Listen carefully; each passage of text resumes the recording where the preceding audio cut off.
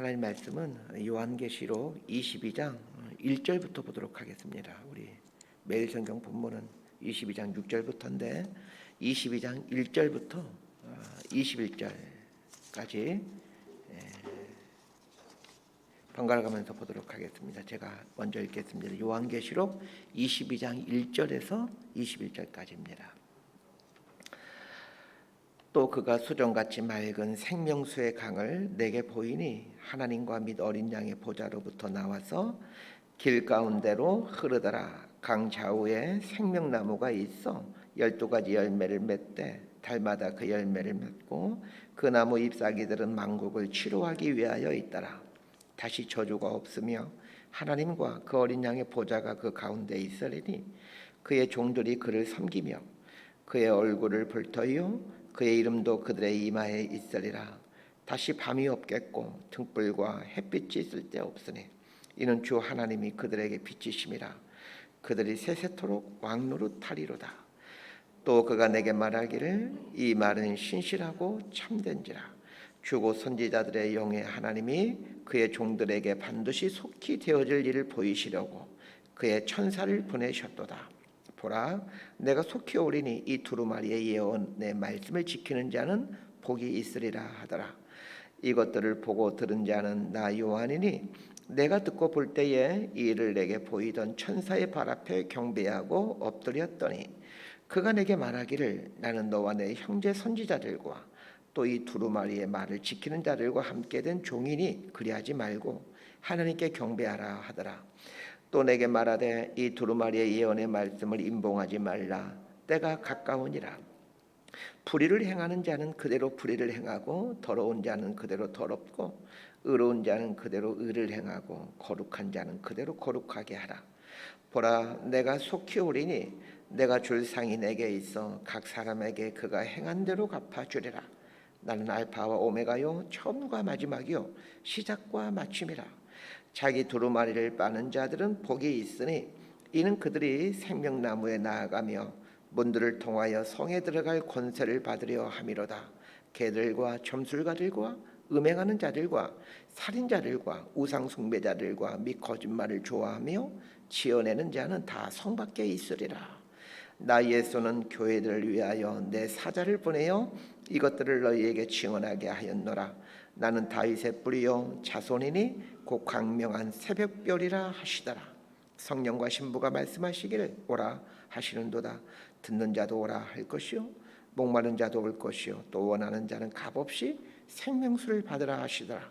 내가 이 두루마리의 예언의 말씀을 듣는 모든 사람에게 증언하노니 만일 누구든지 이것들 외에 더하면 하나님이 이 두루마리에 기록된 재앙들을 그에게 더하실 것이요 만일 누구든지 이 두루마리의 예언의 말씀에서 제하여 버리면 하나님이 이 두루마리에 기록된 생명나무와 및 거룩한 성에 참여함을 제하여 버리시리라. 이것들을 증언하시니가 이르시되 내가 진실로 속히 오리라 하시거늘 아멘. 주 예수여 오시옵소서. 21절 함께 읽습니다. 주 예수의 은혜가 모든 자들에게 있을지어다. 아멘. 이 요한계시록 21장과 22장은 새하늘과 새 땅이 임하고 거기에 새 예루살렘이 임한다라는 내용이 주된 내용입니다. 종말이 오면 지금까지 있었던 하늘과 땅은 새로운 모습으로 변하게 되고 새로운 차원의 삶이 펼쳐지게 됩니다. 요한계시록 21장 1절부터 22장 5절까지는 이 새 예루살렘이 어떻게 생겼는지에 대한 내용이었습니다. 그 21장 12절을 보면 새 예루살렘 성에 대한 묘사를 하면서 크고 높은 성곽이 있다 이렇게 말하고 있습니다. 이 말은 완성된 세계이다라는 뜻이며 완전한 안전과 장엄함을 의미합니다. 새 예루살렘 성에 12문과 12기초석이 있다라고 말하고 있는데 이 말은 이 새 예루살렘 성은 구약과 신약의 구원받은 백성들로 구성된 공동체이다 이런 뜻입니다. 21장 18절을 보면 성곽은 벽옥으로 쌓였다라고 말하고 있습니다. 성벽이 벽옥으로 되어 있다라는 말은 하나님의 임재로 충만해 있다라는 뜻입니다. 21장 23절을 보면 예루살렘 성은 해와 달의 비침이 쓸데없다라고 하는데 이 말은 하나님의 영광으로 충만하게 완전한 빛이 있는 곳이다 이런 뜻입니다.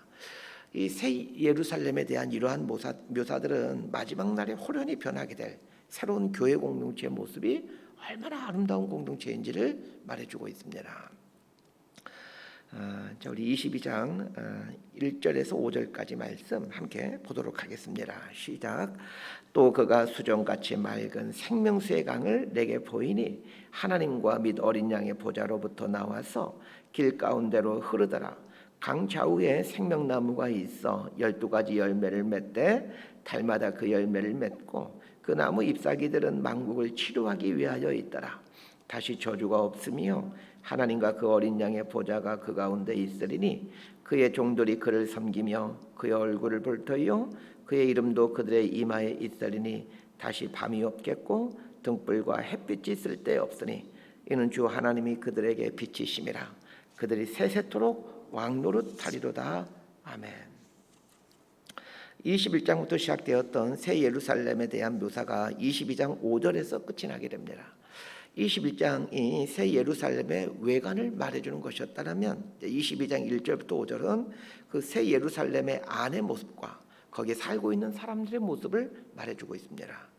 1절에 보면 새 예루살렘 성 안에 수정같이 맑은 생명수의 강이 흐르고 있다 이렇게 말하고 있습니다. 이 생명수의 강이라는 말은 생명의 물이 흐르는 강이라는 뜻입니다. 그런데 생명의 물이 어디에서부터 흘러나오는지를 잘 보시길 바랍니다. 하나님과 어린 양의 보좌로부터 나오고 있다 이렇게 말하고 있습니다. 자, 그런데 이 1절과 2절 말씀을 읽다 보면 어디선가 좀 익숙한 모습이라는 생각이 듭니다.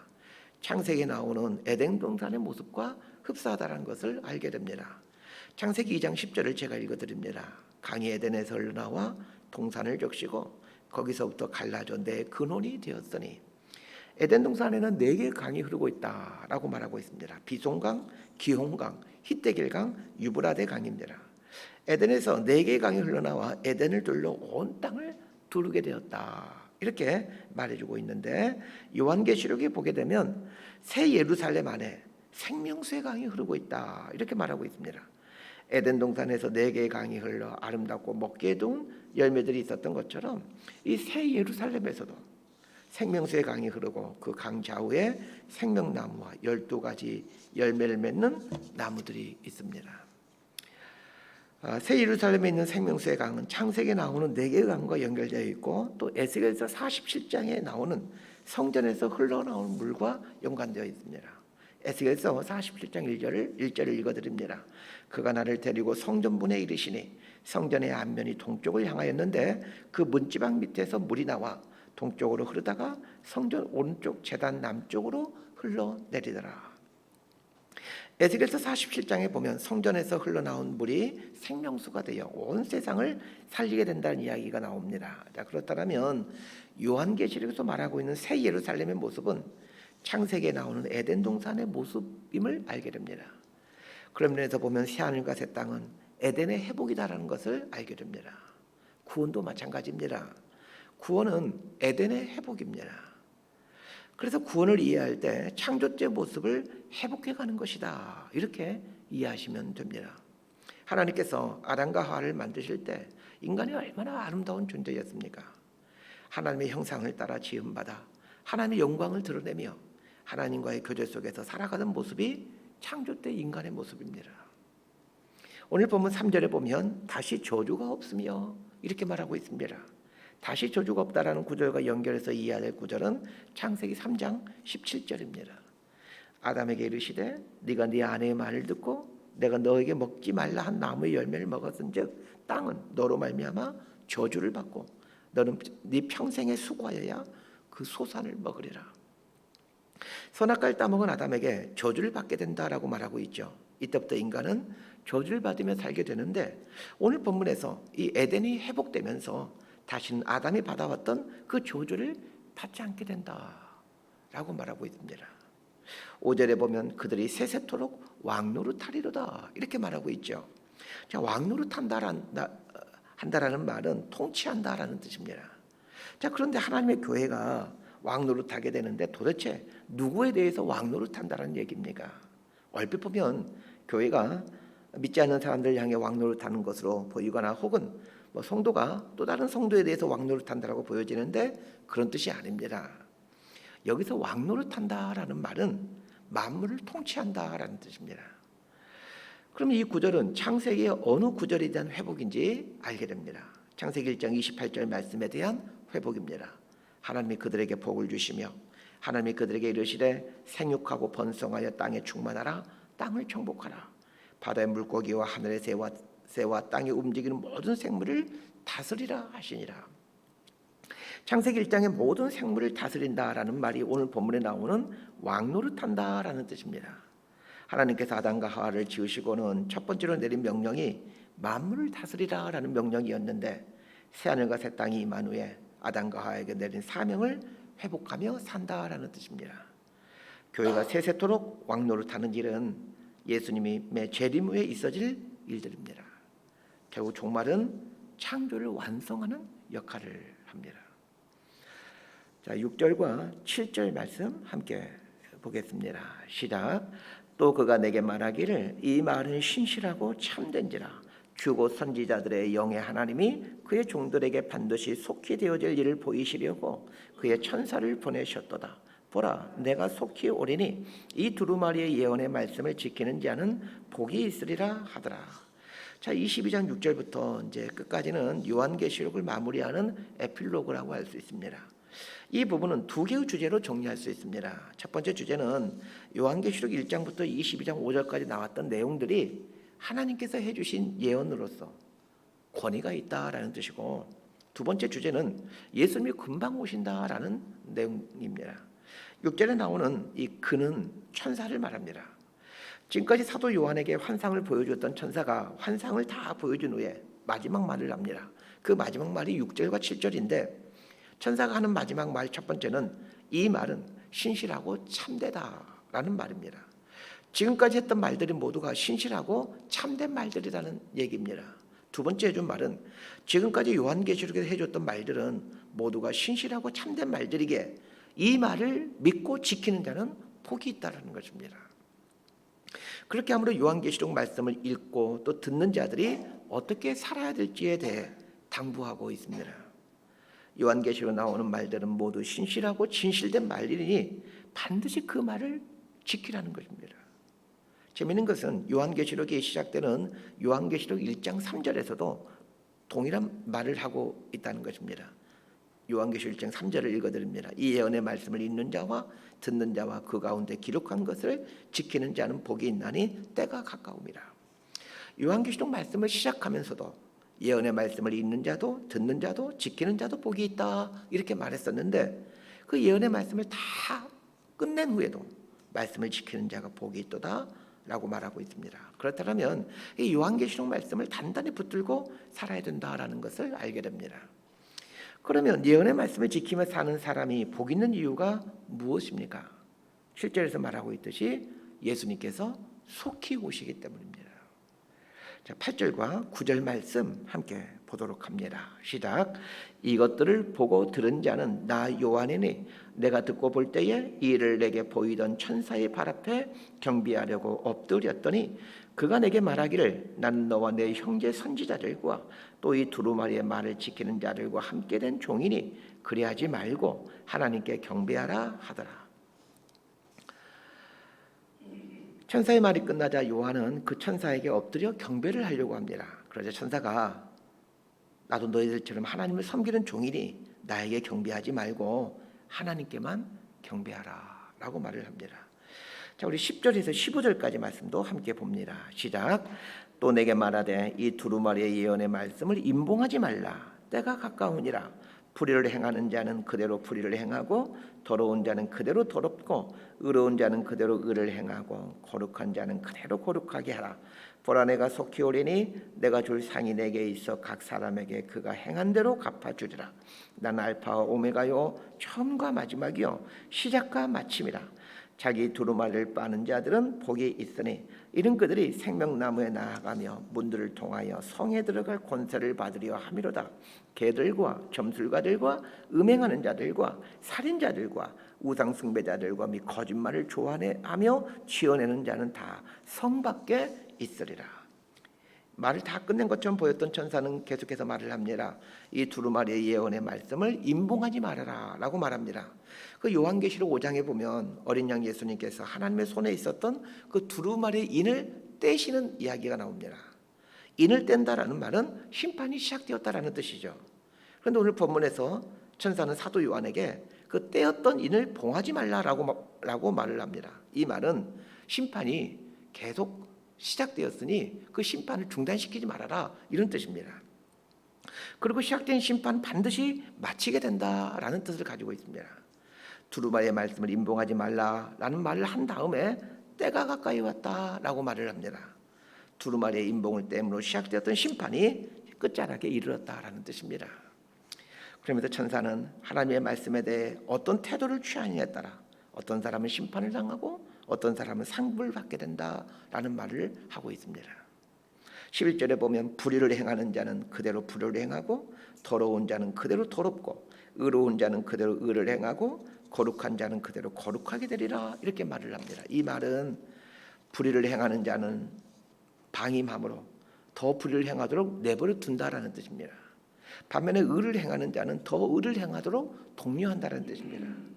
자, 이렇게 심판을 받게 되는 사람과 상급을 받게 될 사람은 차이가 난다는 것입니다.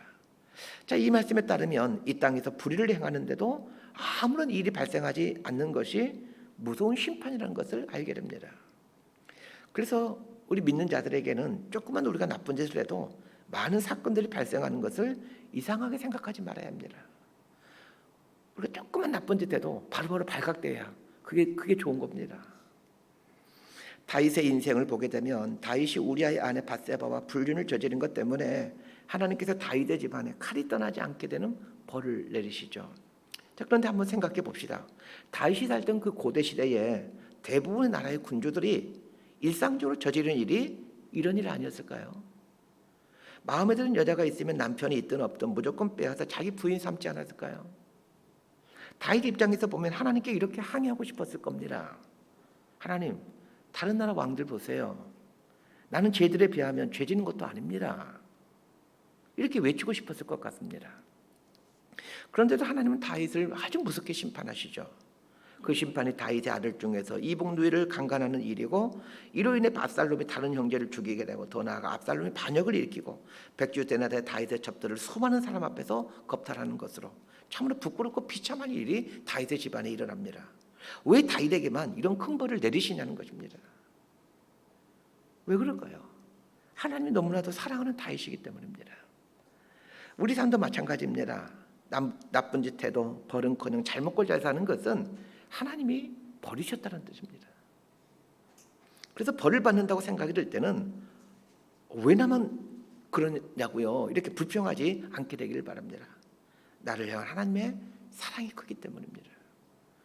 주님께서 오실 때에 주님께서 우리에게 줄 상이 있다라고 말씀하십니다. 성경책을 보면 12절에 이 상이라는 말에 대해 각주를 달고 있는데 이 삭시라고 설명해 주고 있습니다.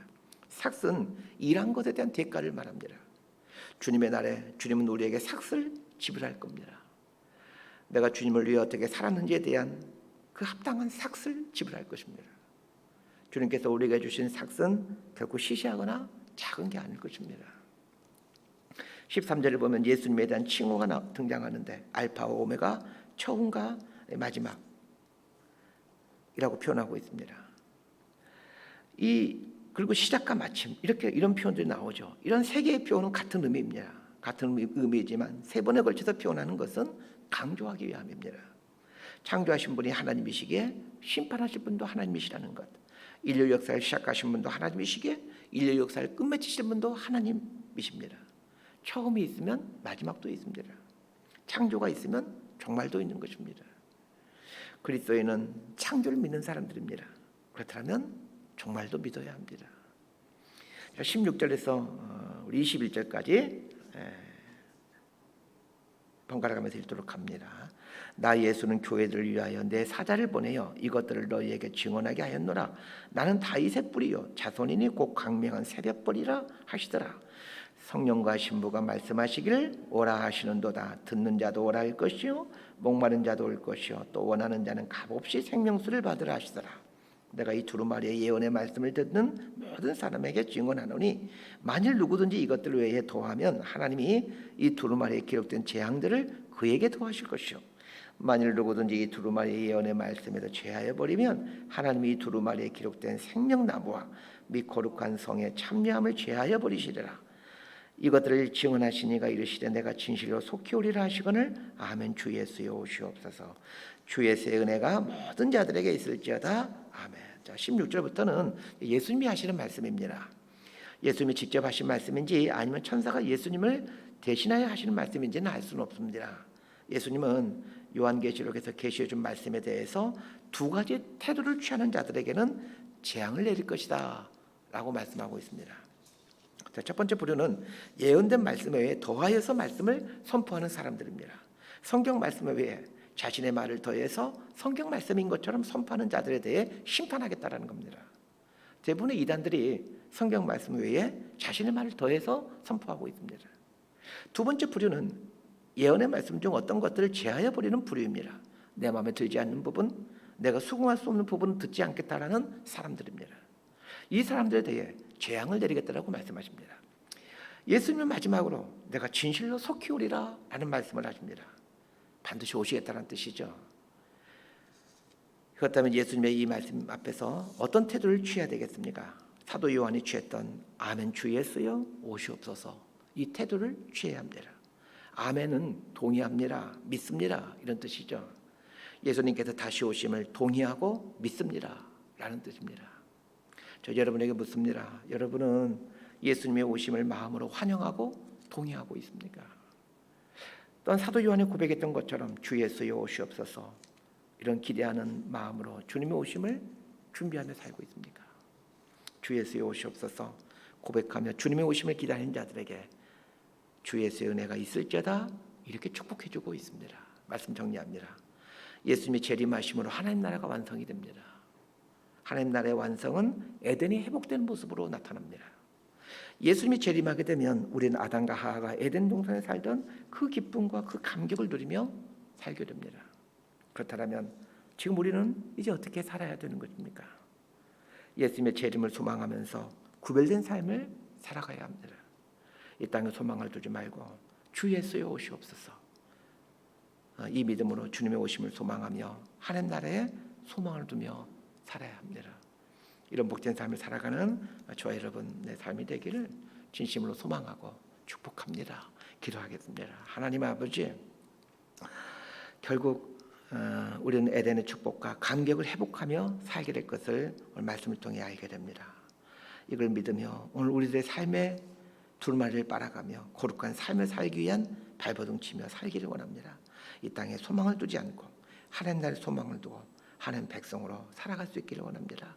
사도 요한이 감격에 차서 주 예수여 오시옵소서 고백했던 것처럼 우리들의 삶에서도 매 순간 주 예수여 오시옵소서, 이런 고백과 이런 소망으로 주님의 오심을 준비하며 살아가는 저희들 되게 하여 주옵소서.